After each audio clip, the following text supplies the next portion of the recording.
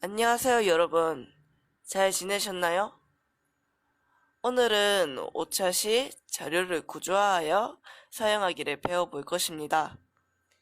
이번 차시에서는 드디어 그 지긋지긋한 고투문을 안 써도 된답니다. 왜냐하면 포문이라는 새로운 아이를 배울 것이기 때문입니다. 고투문으로 반복문을 쓰면 지저분했었지만 이 아이를 사용하면 반복문이 훨씬 깔끔해질 것입니다.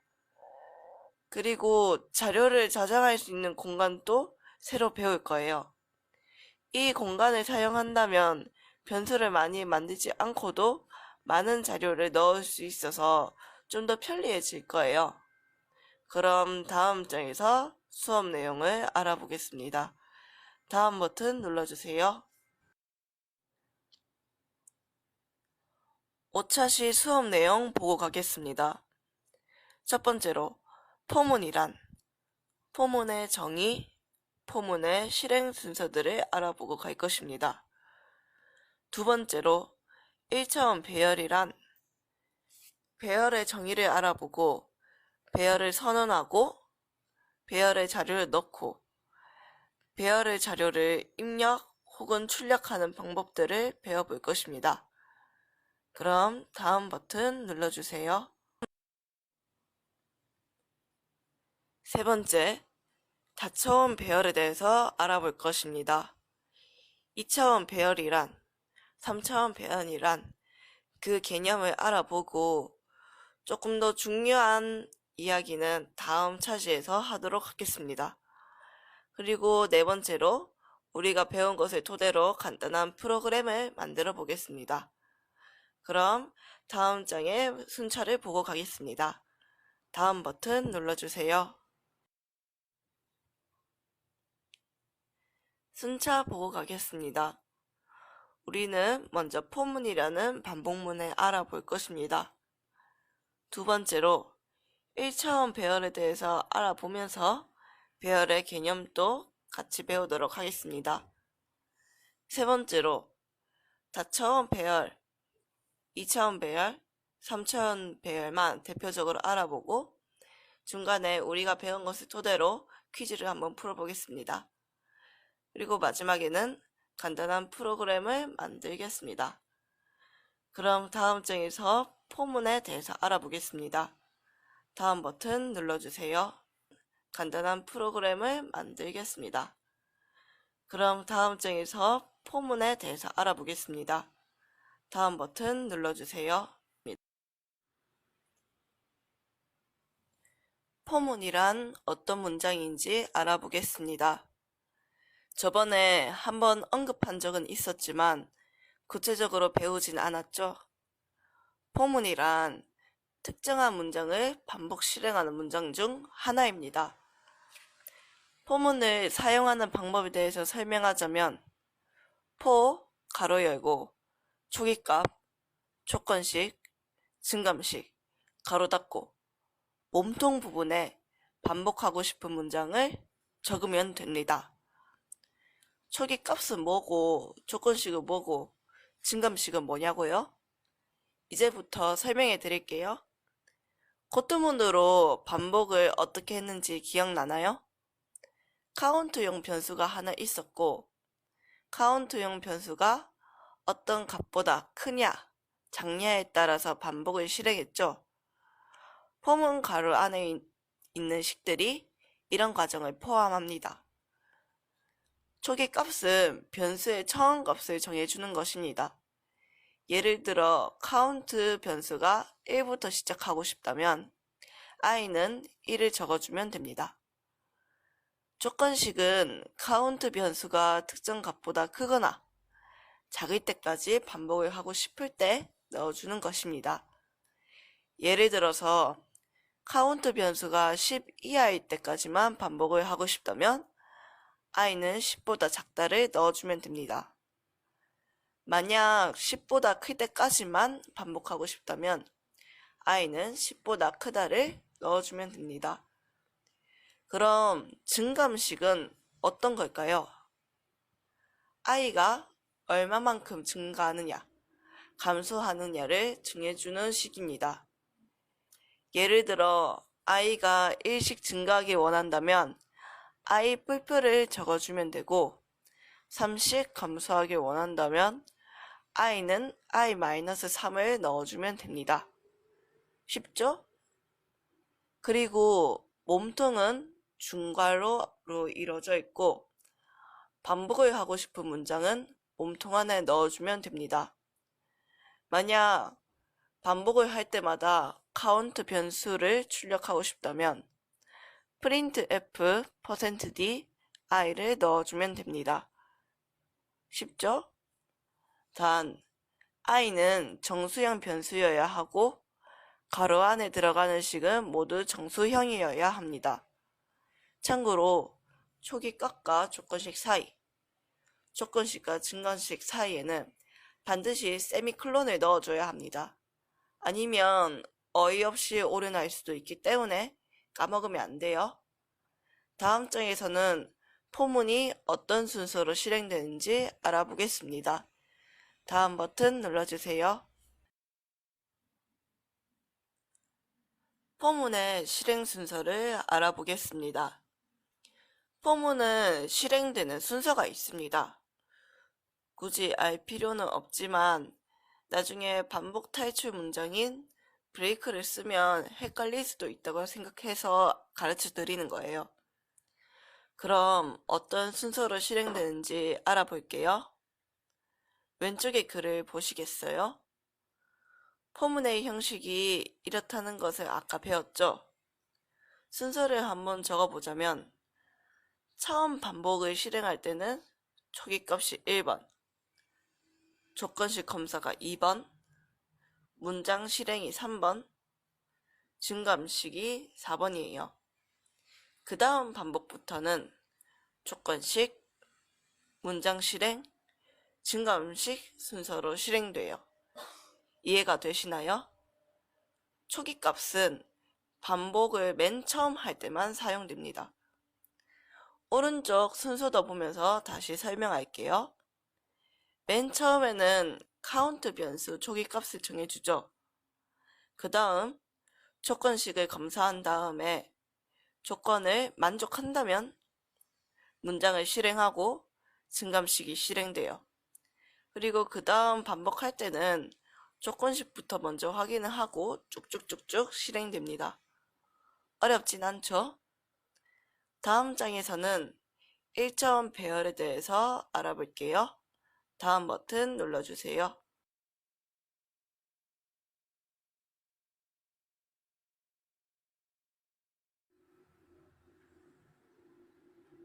배열의 개념에 대해서 알아볼게요. 여러분이 어마어마하게 많은 양의 값들을 저장해야 합니다. 한 100개 정도 저장해야 한다고 가정해 봅시다.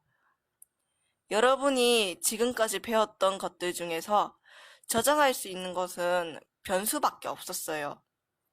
그럼 변수를 100개 정도 만들고 또 일일이 다 값을 정해야겠네요. 얼마나 불편해요. 그렇죠? 이런 문제점을 해결할 수 있는 것은 배열이라는 것입니다. 배열은 같은 자료형인 자료를 저장하는 공간의 집합이고 영어로 array라고 부르기도 합니다. 그림으로 표현하자면 오른쪽과 같아요.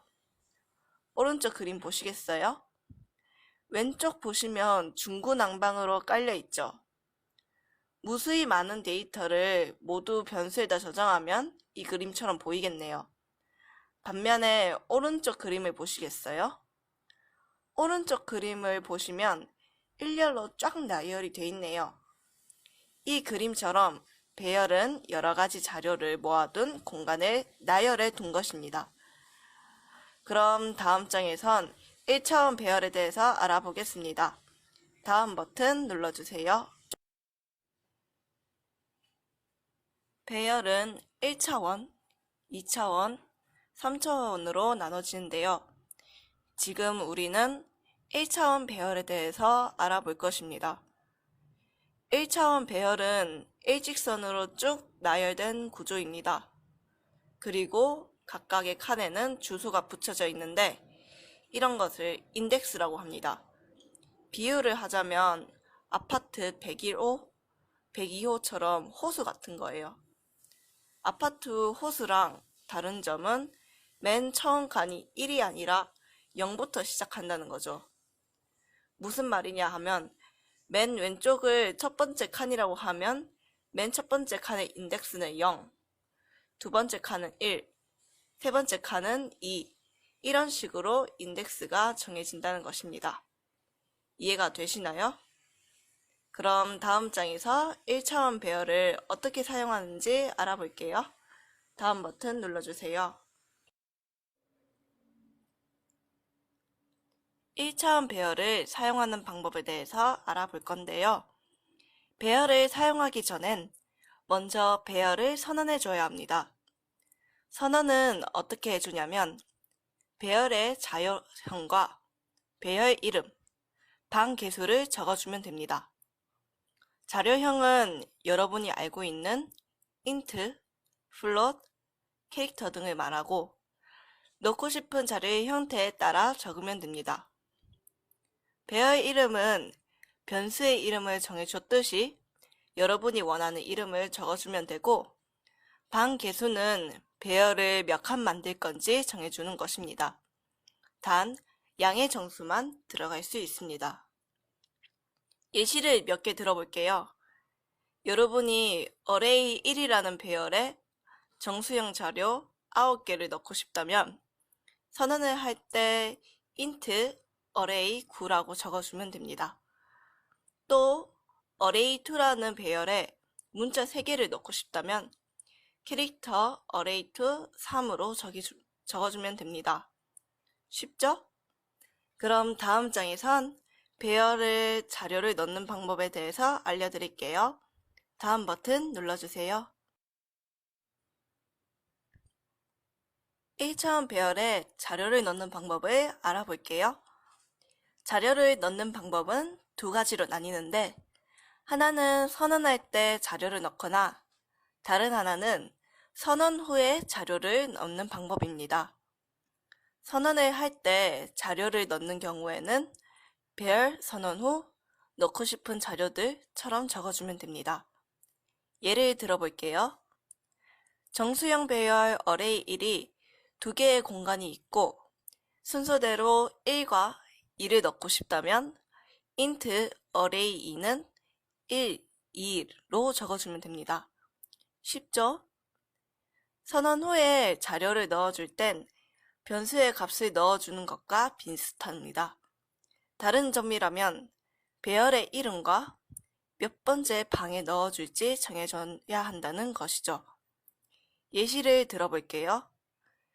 두 개의 방이 있는 실수형 배열 array가 있고 인덱스가 1인 방에 1.1을 넣고 싶다면 array 1은 1.1이라고 적어주면 됩니다. 그 전장에서 인덱스는 0부터 시작한다는 거 잊지 않으셨죠? 첫째 칸에 넣고 싶다면 array 0은 0.5 이렇게 넣어주면 됩니다. 이해가 되시나요? 다음 장에선 배열을 입력, 출력하는 방법에 대해서 알아볼게요. 다음 버튼 눌러주세요. 1차원 배열에 입력하고 출력하는 방법을 알아보겠습니다. 입출력 함수 scanf랑 printf는 기억나시죠? 기억나실 거라 믿고 첫 번째로 입력하는 방법을 알아보겠습니다. 입력하는 것은 변수에 입력하는 것과 비슷합니다. 대신 변수 대신 배열 이름과 인덱스를 넣어줘야 한다는 것이 다를 뿐입니다.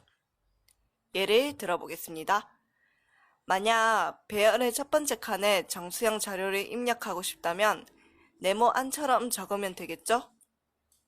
두 번째로 출력하는 방법을 알아보겠습니다. 배열을 출력하는 것은 변수를 출력하는 방법과 비슷합니다.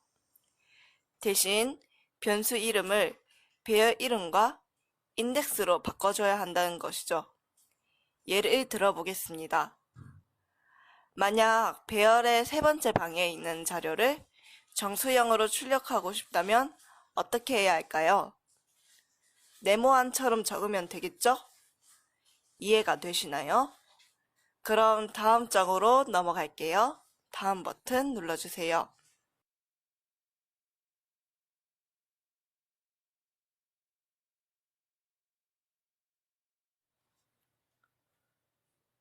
다차원 배열은 나중에 배울 거라서 간략하게 설명만 하겠습니다.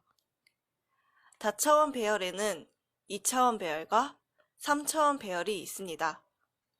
먼저 2차원 배열이 어떻게 생긴 아이인지 알려줄게요. 중간에 그림 보이시나요? 이렇게 생긴 애가 2차원 배열이에요. 다른 말로 행렬이라고 부르기도 해요. 2차원 배열은 행과 열로 이루어져 있습니다. 행은 가로줄을 얘기하고 열은 세로줄을 가리킵니다. 그리고 1차원 배열과 마찬가지로 주소 인덱스가 있는데 대충 이런 식이라고 생각하시면 됩니다. 자세한 거는 다음 차시에서 배우도록 하겠습니다. 다음 장에선 3차원 배열에 대해서 얘기해 볼게요. 다음 버튼 눌러주세요. 3차원 배열에 대해서 알아볼게요. 중간에 그림 보이시나요? 3차원 배열은 1차원, 2차원 배열하고 뭔가 다르게 입체적이죠. 3차원 배열은 2차원 배열이 층층이 쌓인 구조로 이루어져 있고 행, 열, 그리고 층으로 이루어져 있습니다. 행과 열은 어떤 것인지 다들 아실 테고 층은 2차원 배열이 쌓여 있는 것을 가리킵니다. 이것도 인덱스가 있는데 중간에 그림처럼 나온다는 것만 알아두세요. 사실 이 강의에서는 쓸 일이 별로 없는 배열이긴 하지만 알아두는 게 좋을 것 같아서 넣었어요. 다음 장에선 배웠던 것을 바탕으로 퀴즈를 풀어볼게요. 다음 버튼 눌러주세요.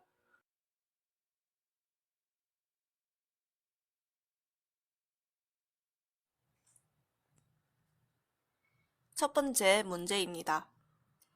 이중 포문을 이용하여 구구단을 만드세요. 사실 이중 포문을 응용할 때 가장 기본적인 문제이기도 해서 여러분한테 소개를 해드렸어요. 출력은 오른쪽 그림처럼 하시면 됩니다. 줄 띄우는 것도 그대로 하셔야 돼요. 그럼 다음 버튼 눌러주세요.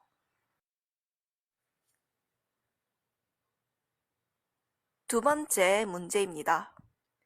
반복문을 이용하여 칸이 8개인 배열에 인덱스 0부터 아래의 배열처럼 숫자를 거꾸로 넣으세요. 이 문제는 포문이 어떻게 돌아가는지 알고 그리고 카운트형 변수를 잘 활용하기만 한다면 쉽게 풀릴 문제 같습니다. 그럼 다음 장에서 간단한 프로그램을 만들어 보겠습니다. 다음 버튼 눌러주세요. 두 번째 문제입니다. 반복문을 이용하여 칸이 8개인 배열에 인덱스 0부터 아래의 배열처럼 숫자를 거꾸로 넣으세요. 이 문제는 포문이 어떻게 돌아가는지 알고 그리고 카운트형 문제 설명해 드릴게요. 정수열 배열에 10개의 공간을 만들고 포문을 이용하여 1에서 10까지 입력하고 출력할 때는 3의 배수를 제외하고 출력하세요. 단, 변수는 카운트형 변수 i만 사용해야 합니다.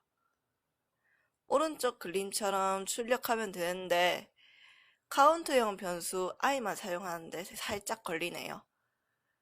여러분이 조금만 생각을 잘 하시면 이 문제는 금방 풀릴 거라고 생각됩니다.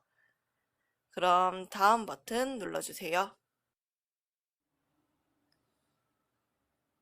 인덱스 값을 넣어줄 때는 정수뿐만 아니라 정수형 변수도 가능합니다. 예시를 한번 들어볼게요. 저는 지금 i라는 변수를 선언하고 1이라는 값을 넣었습니다. 그리고 배열을 선언하고 1, 2, 3을 넣어줬습니다. 그리고 출력할 때 인덱스에 i를 넣었습니다. 그리고 그 출력 결과는 배열의 두 번째 방에 있는 2가 나왔네요.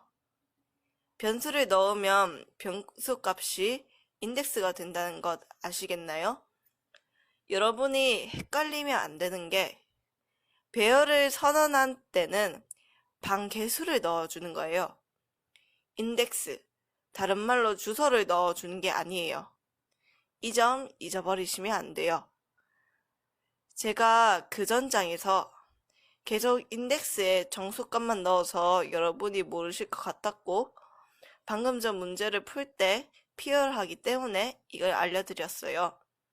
그럼 다음 버튼 눌러주세요.